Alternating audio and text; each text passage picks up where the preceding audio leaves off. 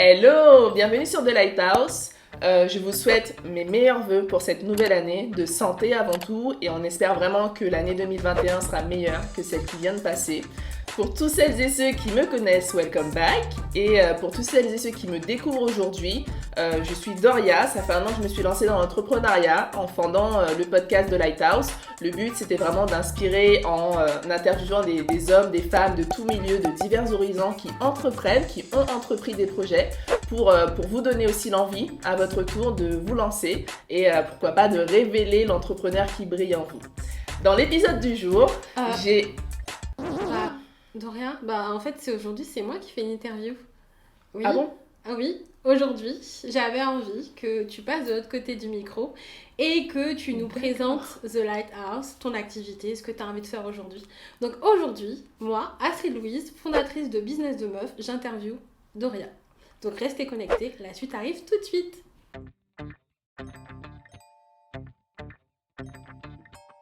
Bienvenue sur The Lighthouse. Aujourd'hui, je reprends les rênes de l'épisode et aujourd'hui, c'est Doria qui va être interviewée. Je vais lui poser plein de questions pour savoir comment elle a débuté son activité, qu'est-ce qui lui donne envie aujourd'hui de se lancer dans une nouvelle activité et de proposer de nouveaux services.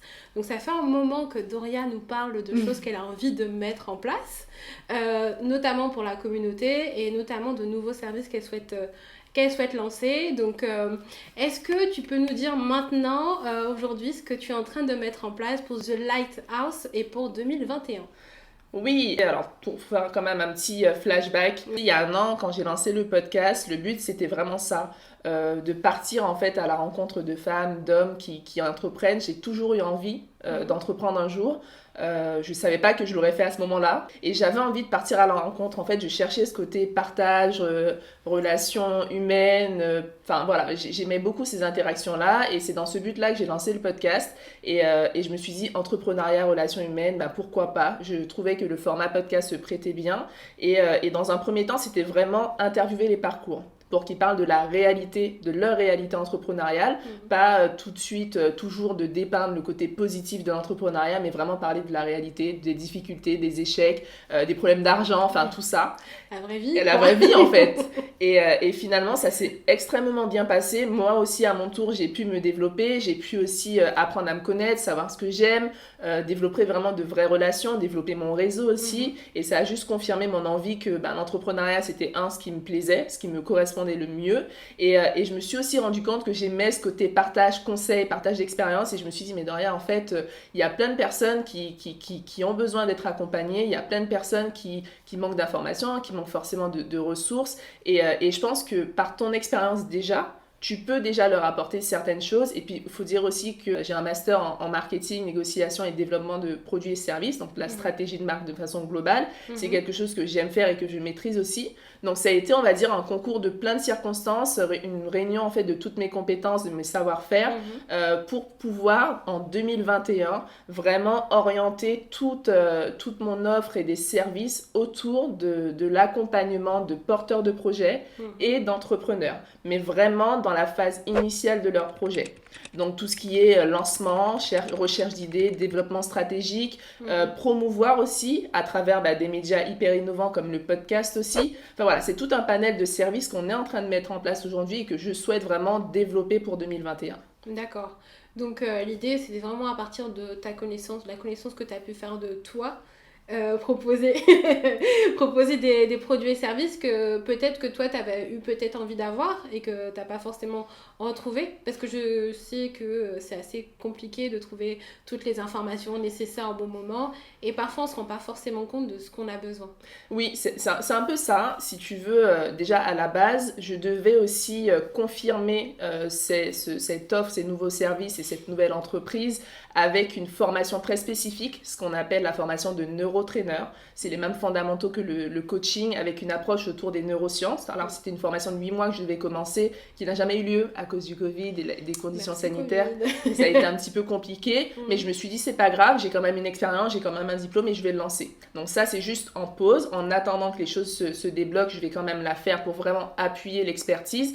Mais effectivement, je me sers de mes compétences acquises en études, à l'école, et puis surtout de mon expérience, parce que c'est surtout ça en fait finalement finalement qui montre en fait la réalité.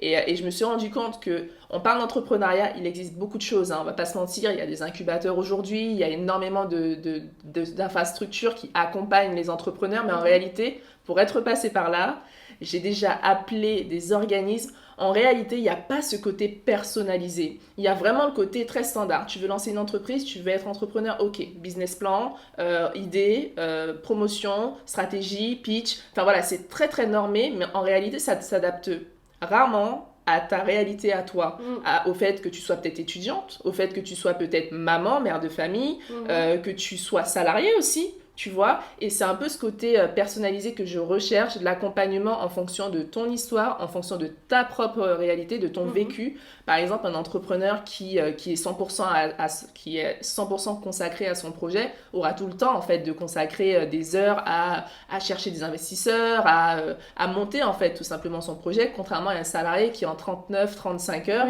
qui n'aura pas le même temps. Et c'est tous ces petits paramètres que j'aimerais bien réunir et prendre en compte dans l'élaboration d'un projet, de 1. Et de 2, je me dis que ça peut être aussi intéressant d'avoir un côté développement personnel qui manque beaucoup dans l'entrepreneuriat. C'est soit tu as un petit attrait pour le développement personnel et tu y vas et tu te formes, tu investis en toi, ou soit tu le fais pas en fait. Donc c'est à la fois aider sur la personne en tant que telle et après l'aider à évoluer sur son projet en fonction de sa situation actuelle. Soit si elle est en side project, soit si elle est en phase de création, de reprendre de A à Z le projet, mais en fonction de l'état d'évolution de la personne. C'est ça. Alors forcément, il y a d'autres choses qu'on est en train de mettre en place, hein, avec des partenaires aussi, avec des experts. Je revendique pas le fait de savoir tout faire. Je vais vraiment mettre en avant mon expérience, mais je vais aussi me faire accompagner d'experts pour vraiment aider le porteur de projet, l'entrepreneur, à avoir les meilleurs outils en sa possession à un endroit bien précis et pas aller chercher partout c'est plutôt identifier l'information. La problématique en fait. C'est ça, c'est identifier son besoin, identifier où il en est déjà psychologiquement pour pouvoir le mettre soit aussi en relation avec des personnes qui pourront l'aider. Je parle pour la partie juridique, c'est souvent quelque chose qui pêche, les démarches administratives ou dans la stratégie de marque, la stratégie de communication à certains moments, s'il faut créer un site internet, s'il faut créer une identité visuelle par exemple, et aussi dans l'aspect humain, dans l'aspect stratégie, challenger davantage et on s'intéresse vraiment au début de l'entrepreneuriat, du projet de l'entrepreneur. D'accord, donc c'est à la source même du projet où tu interviens pour vraiment essayer d'apporter ta vision externe sur le projet et de se dire ok, il y a tel point que tu pourrais éventuellement développer et partir d'un point A et arriver à un point B avec la personne. Est-ce que la question que je me pose, c'est est-ce que tu vas aider les gens à se préparer avant de rentrer dans des phases d'incubation, se préparer aussi avant qu'ils aillent dans un incubateur, qu'ils aillent voir des organismes, etc.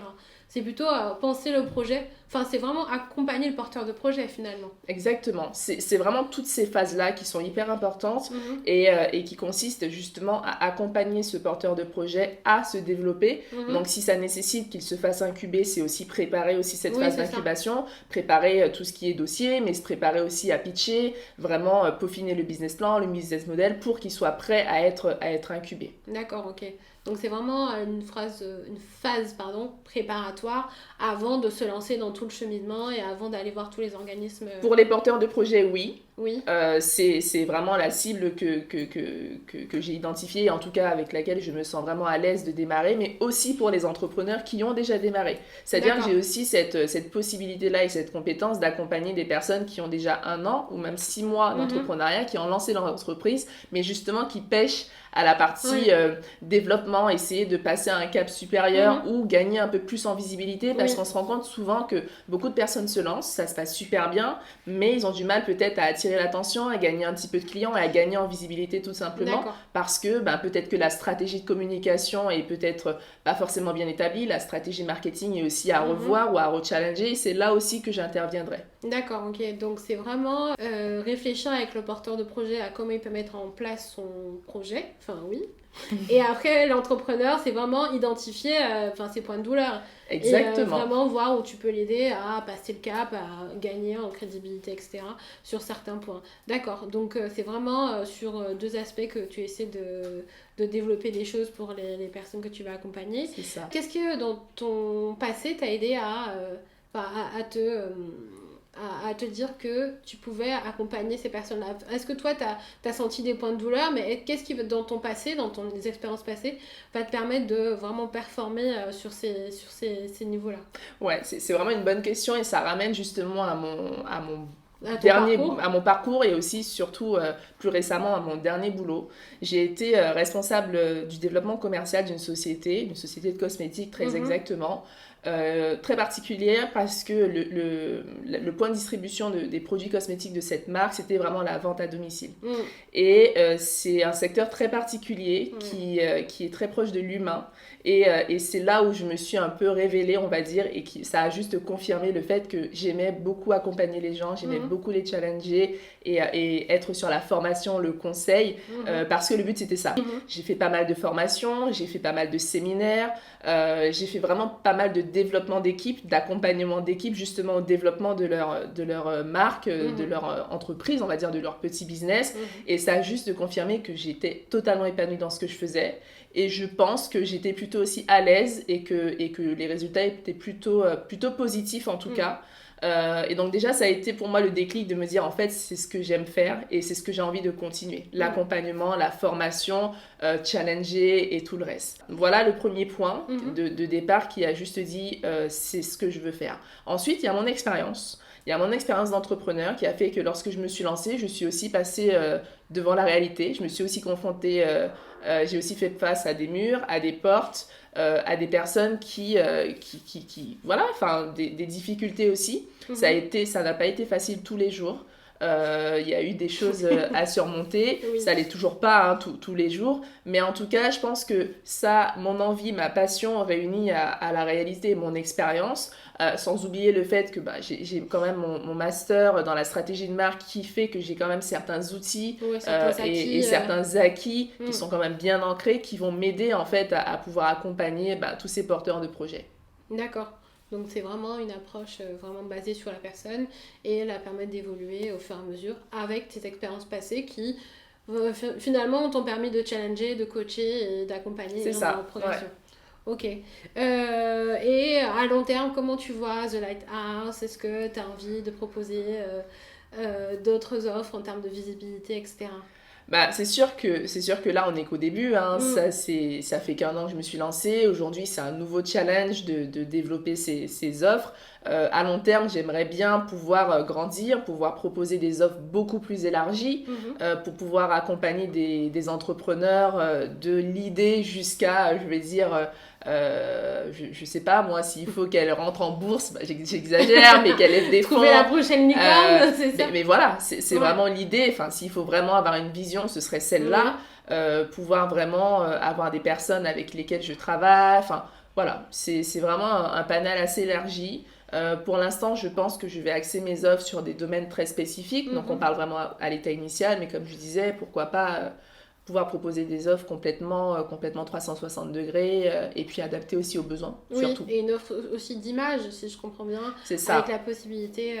C'est ça. C'est vrai que c'est la continuité. J'ai commencé avec un podcast entrepreneurial et aujourd'hui, je propose une offre d'accompagnement, mais le podcast, il reste. Le podcast ne va pas s'arrêter là. Au contraire, il va s'intégrer dans cette offre-là, puisque demain, des porteurs de projets ou des entrepreneurs qui sont déjà lancés, qui ont besoin de visibilité, justement, pourront utiliser le podcast vidéo maintenant pour pouvoir proposer des offres avec de vrais packages. Si c'est pour créer des mini-concepts, des mini-chroniques, ça va aussi servir à ça. D'accord, donc est-ce que tu auras une offre de conseil par rapport au lancement de podcast ou c'est pas quelque chose que tu envisages forcément? Pas forcément. J'ai pas vraiment envie de me positionner sur le lancement d'un podcast, sur le conseil en tout cas pour ceux et celles qui souhaitent lancer des podcasts. Je pense pas là mon expertise.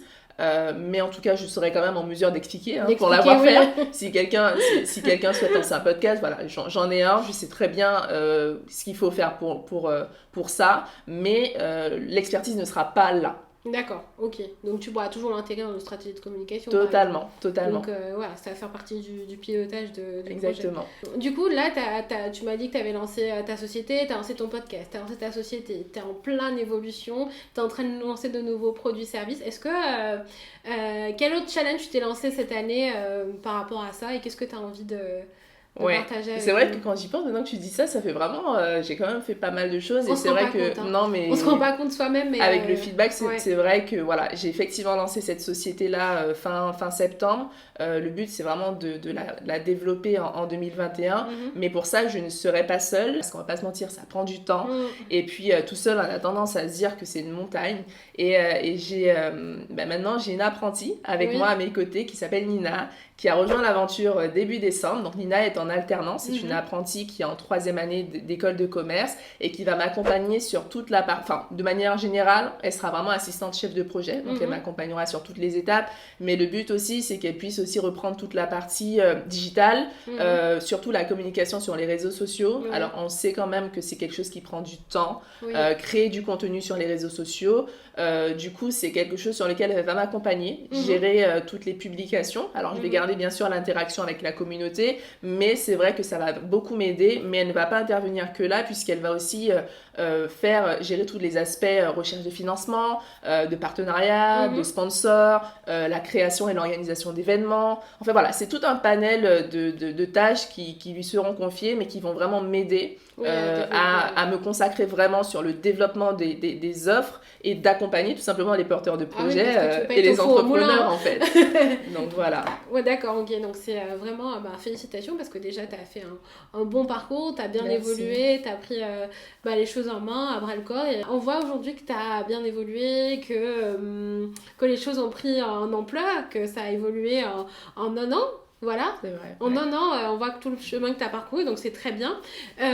Donc je suis très contente de pouvoir t'interviewer aujourd'hui, de savoir ce que tu vas nous préparer en 2021, de suivre l'actualité et qu'on puisse aujourd'hui collaborer parce que ça fait un moment. En fait, pour la petite anecdote, parce qu'il faut que je le dise, avec Astrid, on s'est rencontrés quasiment toutes les deux au même moment dans le lancement de nos projets. Un mois d'intervalle. À un mois, C'était quoi? C'était un after work. C'était au Lundi Paradis. Lundi Paradis. C'est un concept qui est dédié aux femmes, c'est pour les femmes. Oui, c'est ça. C'est un concept dédié aux femmes qui entreprennent un petit peu un côté after work, rencontre et tout. Et je me rappelle très bien parce qu'on faisait un peu d'échanges, je rencontrais des personnes, je disais je vais lancer un podcast et tout.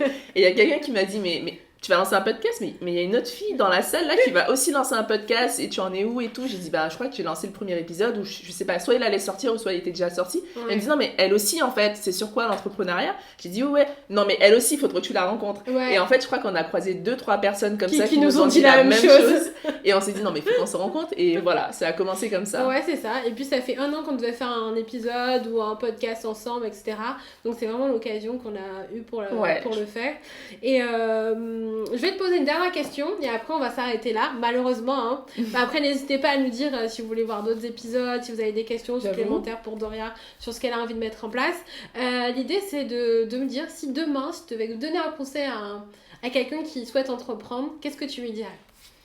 Franchement, je lui dirais ce que moi j'ai entendu il y a 1 an, c'est d'écouter vraiment la petite voix qui parle et qui résonne, qui parle des fois bien plus fort et qu'on essaye de faire taire souvent, et de s'écouter en fait. Parce que moi il y a 1 an, quand il y a pas mal de choses qui bougeaient professionnellement parlant, j'hésitais. Et j'étais pas prête parce que dans ma tête, je me suis dit je vais entreprendre mais dans 3 ans. Et il y a quelque chose qui me disait mais Doria en fait t'attends quoi finalement? Mais t'attends quoi? Pourquoi pas maintenant? Et j'entendais ce petit truc qui disait mais pourquoi pas maintenant? Et je me disais mais non tu rigoles, t'as rien, enfin tu travailles mais ok tu vas te lancer dans quoi? Et finalement ça parlait de plus en plus fort, il y avait pas mal de circonstances qui faisaient que je remettais pas mal de choses en question. Et puis il y a quelque chose qui me dit non mais écoute-toi en fait, lance-toi. Et je me suis lancée et finalement c'est vraiment sans regret. J'ai passé une superbe année, je suis épanouie comme jamais et je me rends compte que si je m'étais pas écoutée, mais vraiment, je parle vraiment de s'écouter, peut-être que j'en serais sûrement pas là, peut-être que j'aurais continué à être salariée, alors très bien, je dis pas que j'aurais pas été épanouie, mais c'est vrai que des fois s'écouter c'est vraiment important. Donc si vous pensez qu'aujourd'hui 2021 c'est l'année, quoi qu'il se passe, c'est vrai que l'avenir est incertain. On a vécu en confinement pendant l'année 2020 et pourtant, je pense qu'il ne faut pas penser à la crise, il ne faut pas penser à tout ce qui pourrait arriver. J'ai posté d'ailleurs il y a quelques jours un post sur Instagram qui disait on a toujours tendance à penser au scénario du pire, mais jamais au scénario du meilleur en fait. Et du coup, je me dis, mais c'est vraiment ça finalement. C'est qu'est-ce qui pourrait vraiment t'arriver de pire ? En vrai. Après le Covid, je pense franchement. Du coup, voilà, ce serait vraiment le conseil. Lancez-vous, écoutez-vous et allez-y, quoi. N'ayez pas peur de l'échec. Il n'y a pas d'échec, en vrai. Il n'y a que des expériences, que des choses qui portent. Ce sera jamais comme ce que vous avez imaginé. Ça, il faut le savoir. Ça va pas ressembler à dans votre tête. Les trucs ne sont pas carrés. Il y aura des choses, mais ça fait aussi partie de la vie. Ça fait aussi partie de l'entrepreneuriat. C'est des choses qu'on va apprendre à pivoter, apprendre à surfer aussi sur les circonstances de la vie aussi. Et du coup, c'est vraiment le conseil que tu peux nous donner. Vraiment de s'écouter et vraiment de ne pas avoir peur et pas se poser 1 milliard de questions. Non, allez-y. Ça peut être redondant, mais franchement, c'est que ça, quoi. Allez-y. Et puis, allez-y pas à pas, finalement. C'est vrai que peut-être que vous avez peut-être un concept en tête, hyper finalisé, hyper fini. Vous voyez grand, c'est très bien. Mais allez-y pas à pas. Mettez vraiment un plan d'action en place avec des petites étapes. Une étape 1, ça peut être juste, admettons que vous soyez salarié, je prends l'exemple d'un salarié, peut-être que vous ne voyez pas comment faire cette bascule, ça peut être juste commencer à s'intéresser à certains sujets, commencer à lire des livres, commencer à intégrer des groupes d'entrepreneurs. Pour se tenir informé de... C'est ça. Alors, bon là on parle, tout est un peu fermé, mais j'aurais dit faites des événements, faites des after-work, faites des choses en fait qui vous mettent déjà dans ce bain-là, et ça... c'est déjà une première étape en fait. Et puis poser des questions, c'est ça. S'intéresser. De toute façon, les gens ils sont toujours ouverts à répondre aux questions.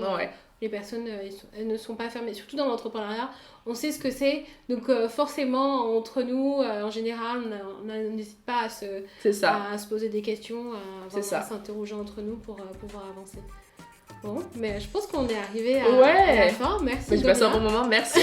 Merci Astrid. Tu dois dire merci à l'autre. Merci, ça fait quand même plaisir, c'est vrai que ça change. Ouais, exactement. Donc merci de nous avoir écoutés, vus, parce que voilà, il y a les deux. Et puis merci pour l'invitation, Doria. Avec plaisir. À bientôt. À bientôt.